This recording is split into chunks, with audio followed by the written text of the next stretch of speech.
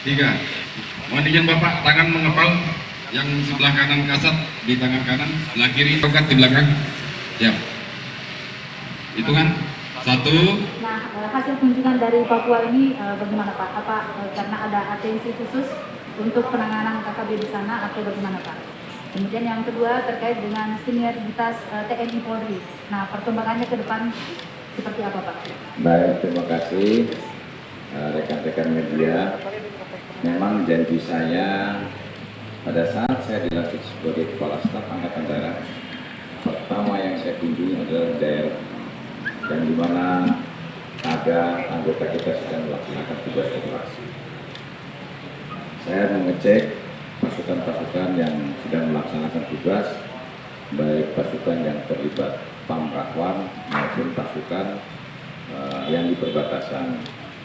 Saya sampaikan kepada seluruh pasukan bahwa kalian jangan sedikit pun berpikir untuk membunuh KKB. Mereka masih saudara-saudara kita yang belum paham, yang belum mengerti, mungkin karena kepentingan pribadinya.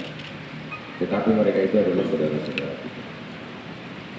Dilindungi masyarakat Papua yang begitu besar cinta kepada NKRI. KKB konsentrasinya hanya sedikit sekali, tetapi yang lebih cinta kepada bangsa Indonesia itu lebih banyak kita lihat. Oleh karenanya lindungi mereka, masyarakat Papua, khususnya mama-mama Papua, adik-adik, kaum milenial, umumnya seluruh rakyat Papua.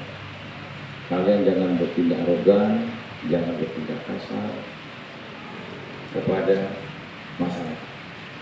Ciptakan situasi yang harmonis, ya, tumbuhkan kecintaan rakyat Papua kepada TNI Angkatan Darat. Tetapi yang akan lebih penting lagi justru TNI Angkatan Darat harus sangat mencintai rakyat Papua, karena mereka saudara-saudara kita.